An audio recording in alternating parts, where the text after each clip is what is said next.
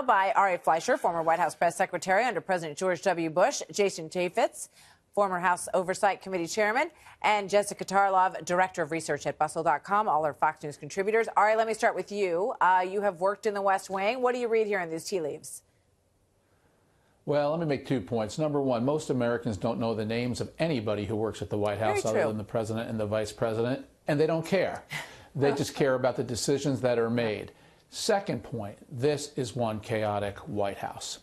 And I have never in my life, as much as I've gotten used to the chaos of the Trump White House, seen a first lady have to go public and issue a statement. I'm just stunned that this wasn't handled privately, that it reached the boiling point where she felt the need to go out and issue something publicly. Yeah, but she's far from the first lady, from the first lady, Ari, who has expressed her displeasure. Hillary fired the entire travel team, and there are other examples. But she just did it, and it was not. She put out a press statement urging for it to be done, and that backfired on Hillary. My point is here: first ladies have tremendous power. They have the power of talking to the president, and then the president makes that power felt. In this instance, I don't know why she had to go public. It tells me she went to the president, he didn't do it, and yet she still had to go public. That's chaotic. Jason? Well, look, I'm with the First Lady on this one. It's rare to none that the First Lady says much of anything, and it must have been awfully bad. I think it also is very telling that this comes roughly a month after she took this trip into Africa, and it may be more about the aftermath. I mean, they may be squabbling about a seat on an airplane was one of the reports, but how that went down and what did and did not happen, if somebody wasn't truthful, if somebody was maybe exaggerating what happened or changing their story, you very quickly in a small office like the West Wing, you start to understand that maybe that gets under the skin of somebody. So I think Melania Trump, I think she has earned the trust of so many of us because she does speak so infrequently. To make this hard stand and make such a statement is very compelling. And I think it's probably best that they separate and go different ways. It sounds from some of these reports, Jessica, like she may have been speaking for other people as well. There were reports that this woman, Mira, was, sort of bullying people, talking down to them. And as Leland rightly pointed out in his intro here, sometimes there are stories that get out there because other people want other people to be fired. So they start saying nasty things about them. And, time will tell.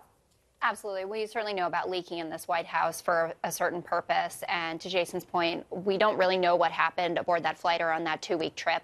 But obviously, the First Lady was extremely displeased with her interactions with this woman. Bloomberg is also reporting this evening that she had a bad reputation for being inflexible within the West Wing. And when you think about how chaotic and kind of fly by the seat of their pants this administration is, her kind of more George Bush type approach to working in the West Wing, that's where she came from originally, a few years back with Ari, I guess, might not have fit in with the vibe of this White House generally, and not just been a problem that Melania had with her. I want to play a soundbite from my interview a couple weeks ago with Kirstjen Nielsen. Watch this. Ambassador Bolton has a big job to do. He and I work very closely together. So you don't think that John Bolton is in the president's ear saying, we're not tough enough on the border, you got to make a change at Homeland? I do not think he is, no. So the big question here, for America, as Ari pointed out, most people don't care about the deck chairs when they move around on the deck. But they do care about Homeland Security, and they do care about who's running the country, Jason. So when you look at this administration, you look at the cabinet, do you think changes need to be made, or is this not appropriate? Well, the president's taken a very tough stance on immigration. And, when you talk to people kind of within the bowels of the organization, there's a lot of frustration that maybe Secretary Nielsen has not moved things fast enough, moved them aggressively enough. Done? I mean, Congress really has to make these changes. Oh, yeah. She's not going to pay for the wall. She's not going to build the wall herself. Congress needs to make these changes. I don't know how much more she could have done. What do you think she should have done, Jason? But I also think that the secretary does have to go to Congress and help make that case and have them understand what's going on and not going on at the border and the imperative that she needs. Yeah, look, I'm very supportive on the outside, but behind the scenes, there's obviously something that's bothering the president because it's not moving fast enough. What do you think, Ari? Well, I think the president is perfectly entitled to make whatever changes he wants. It's part of the tradition of midterms.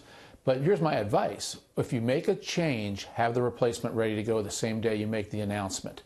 Because otherwise you create these vacuums. And in Washington, the vacuum is filled by nothing but nastiness and negativity.